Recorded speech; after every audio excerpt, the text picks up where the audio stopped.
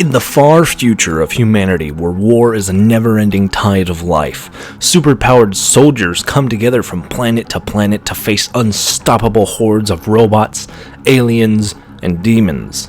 Squads that can dispel the gods and creatures of Lovecraftian origin. But when it comes down to the greatest of humanity, the Vanguard from Destiny, or the Space Marines of the Imperium, who comes out on top? The issue we run into right away is that 40k is set up in such a way to win by mere factor of being so absurd that anyone on 2 feet with a mortal coil wouldn't stand a chance. Space Marines versus Gears of War, the COG couldn't even beat the Locust after destroying 90% of their own planet. Space Marines versus the Empire, Stormtroopers are more akin to Guardsmen and have a 50th of the numbers. Same kind of goes with the UNSC in most cases. But with Destiny, I think we find ourselves in a unique place, because Guardians are tough. They turn gods into guns, and if that gun isn't good enough, they toss it in the trash for a handful of cash before killing the god a second time for a better roll on stats. They are effectively immortal, have space-bound superpowers, and often wipe through hundreds of thousands of enemies in squads of just 3 to 6, on top of beating the absolute shit out of one another just for fun and some extra loot. Also, there will be a ton of loot! Yeah, right? But Space Marines are equally tough in the right places. Losing a hand is considered a flesh wound. They have 2 hearts, 3 lungs, and acid-spitting glands.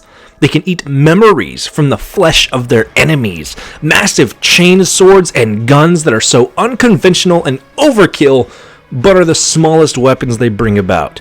Devout angels of death that bring nothing but defeat upon the backs of the vile Xenos that may oppose them. Let's be real.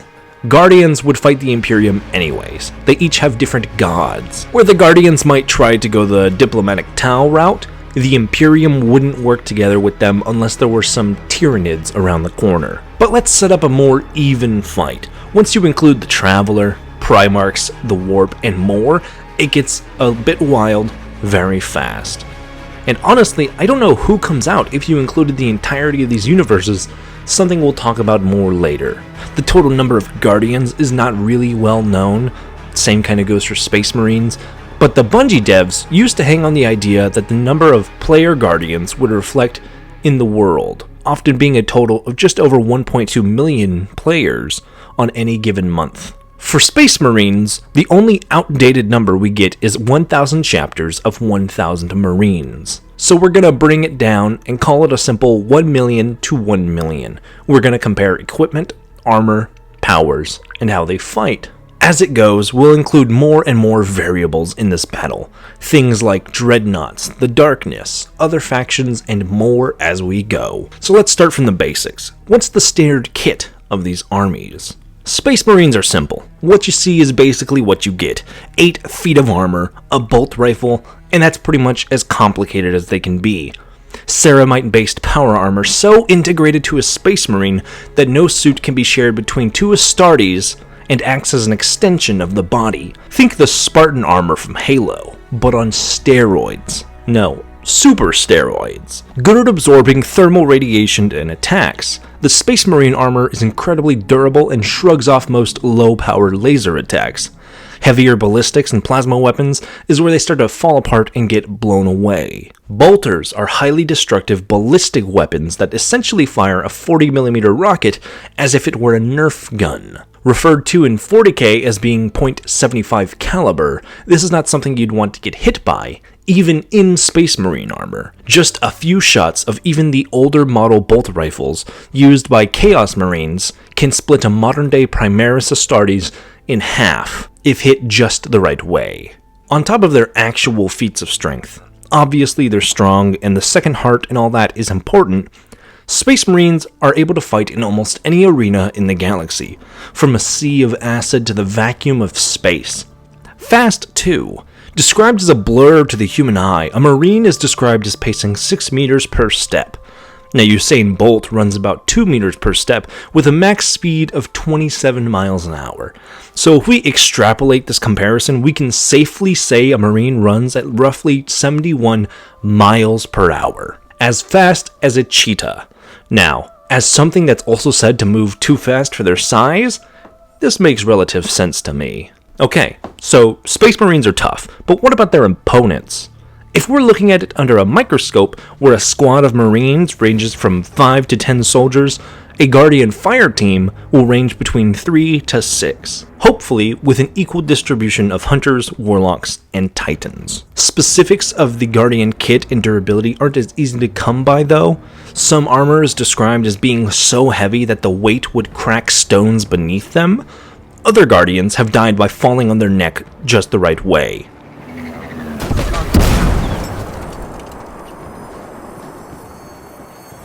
So regardless of their armor and weapons, we'll keep on with the simple durable as regular humans, but enhanced by their shields and their magic to great lengths.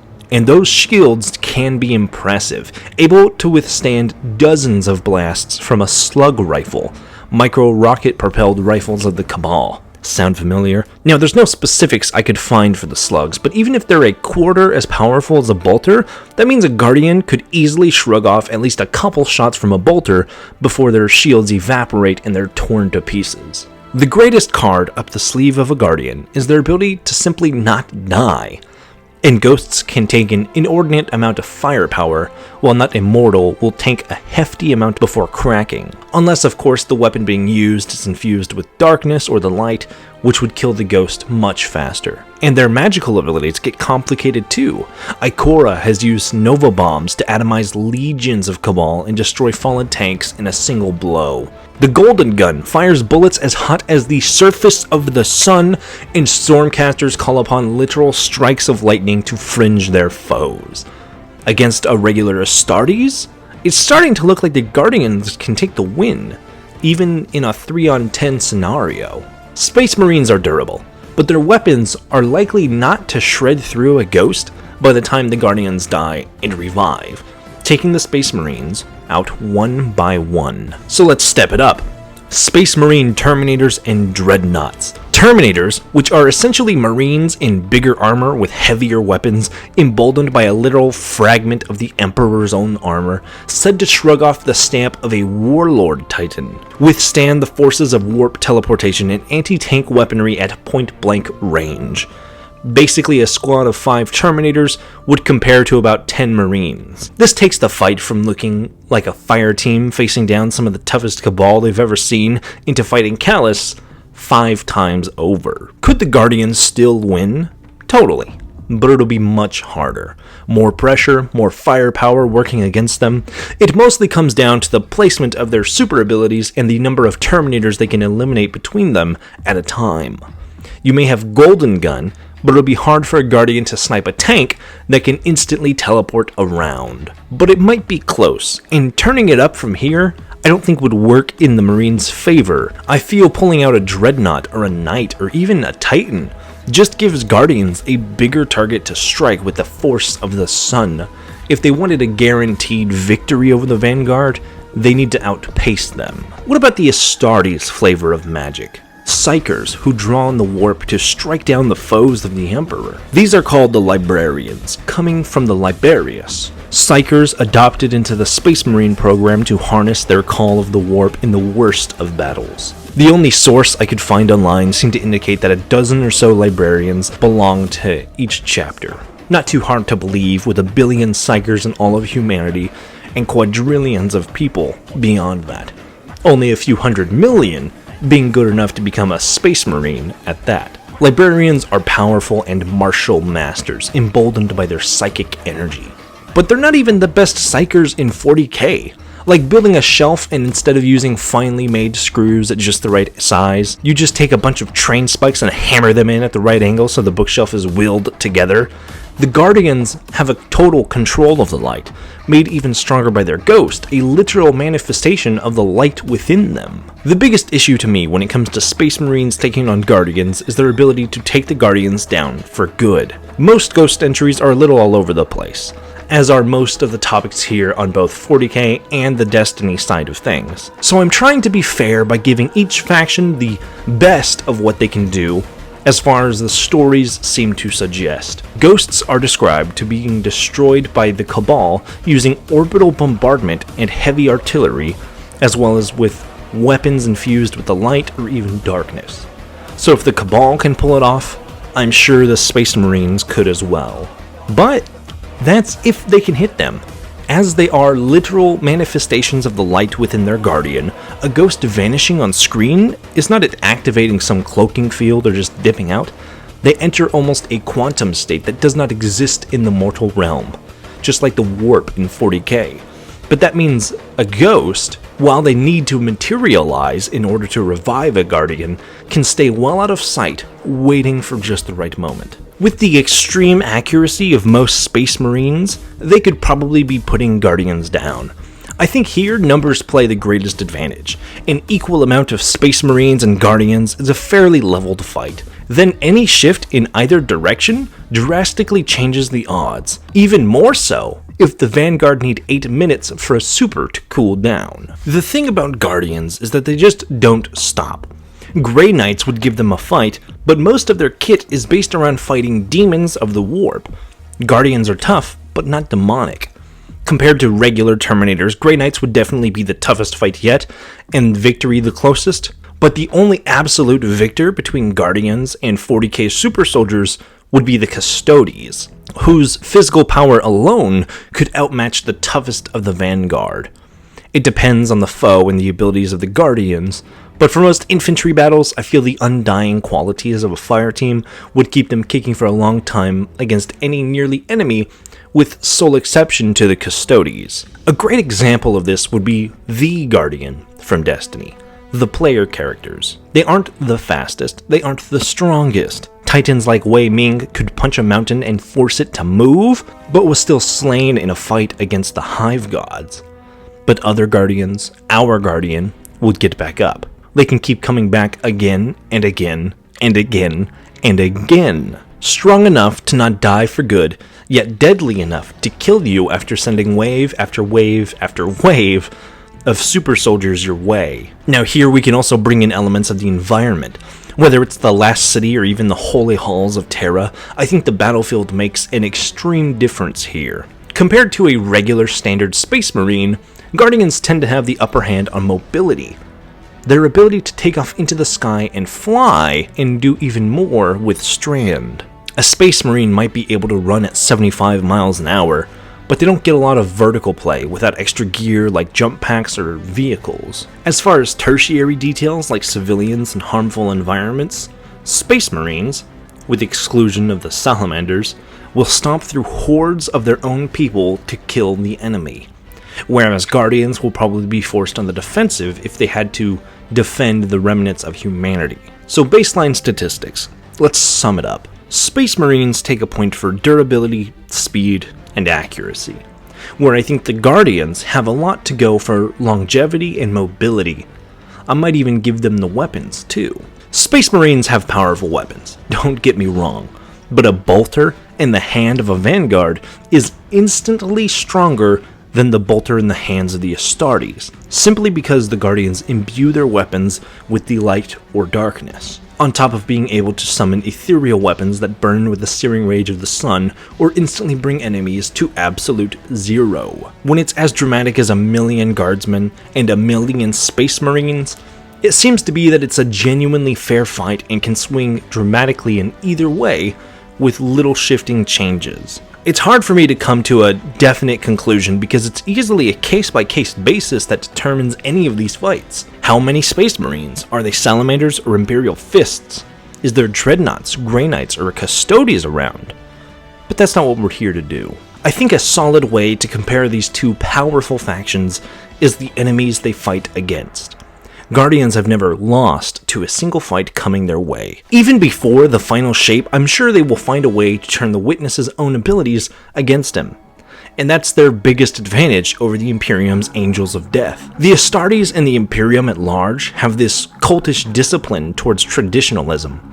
They refuse to expand or change, and the evolution of their gear happens incredibly slowly, if ever at all. When it comes to species with incredible technology like the Necrons or Tau, the Space Marines are folded in their archaic machines that sit well at over 10,000 years in age. In almost the exact opposite way, Guardians take every advantage coming their way, even to the extent of adopting the darkness to use against their enemies. If these two ever did come to cross into one another's universe, there's no doubt in my mind that a substantial number of Guardians would even allow themselves to accept possession from the Chaos Gods to give us nigh unkillable Demon Avengers who could grow to the lengths of the Demon Primarchs. The Guardians' whole thing is to adapt and change when they get beaten. Why wouldn't they change to take on Space Marines too?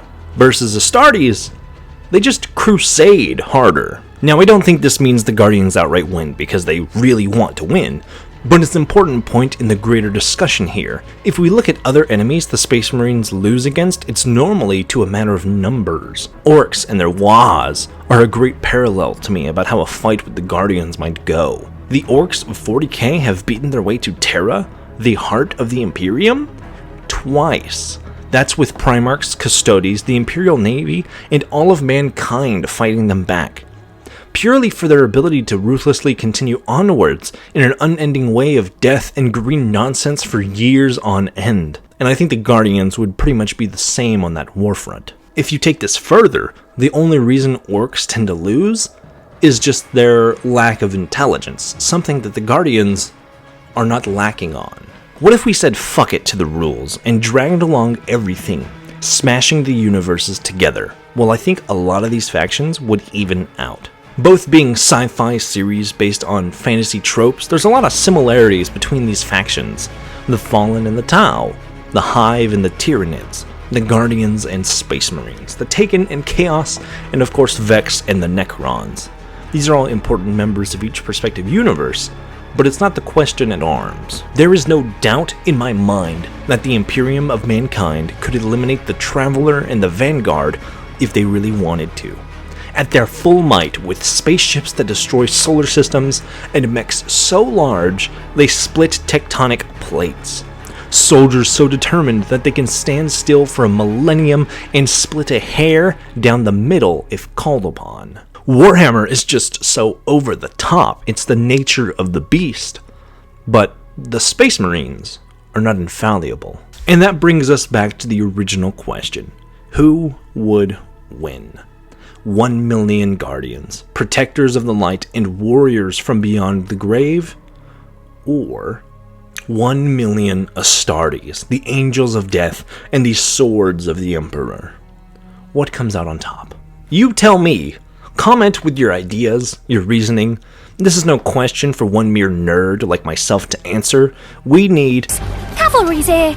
Jesus! Fuck no! Brother, can I get some help here? Even with the varied options of the Space Marines, the occasional speeder bike or dreadnought that fights in the fray, I personally can see the Guardians working their way out. Now once you start talking Grey Knights, Custodes, Mechanicus, Militarum, etc., the fight leans incredibly onto the 40k side. But even at the very best, when you ask all the sort of can it beat 40k questions to other sci-fi series, Destiny is perhaps the most interesting to me for the sheer durability and the feats of the Guardians coming closest to Astartes out on the field. Halo's Spartans would get laid out. Clone troopers would be slain by the hundreds. The Alliance was losing against an overgrown shrimp. And the Cog, well... Something's wrong with this thing! It keeps jamming! See? Yeah. But credit where credit is due, a Guardian fire team of just 3 members can give a squad of Space Marines a decent run for their money. Even if they die, they'll just get right back up. And at the very worst, I believe that if you threw the Vanguard into a corner of the Milky Way during the Indomitus era, that they'd join the ranks of the other small-scale 40k factions like the Votan, Tau, or Eldar, and be able to hold their own rather than be entirely obliterated. It'd still be interesting to see a Guardian nav a bolt rifle too, because with the light, they can theoretically empower said rifle, and may get stronger than those used against them, which I think would be a very important thing to take into mind here. So who wins? Nobody, because you already played Destiny 2, and there's no going back. This is the end of the video. Thank you very much for watching. If you just mauled in the comments about how your perspective sci-fi thing is better because you say so, have fun with that. I won't read those, but I am interested to read anyone who has any actual ideas or theories on how this might go. But otherwise, just simply thank you for watching. Remember to stay cool, have fun, and be awesome. And I'll see you next time. Buster out.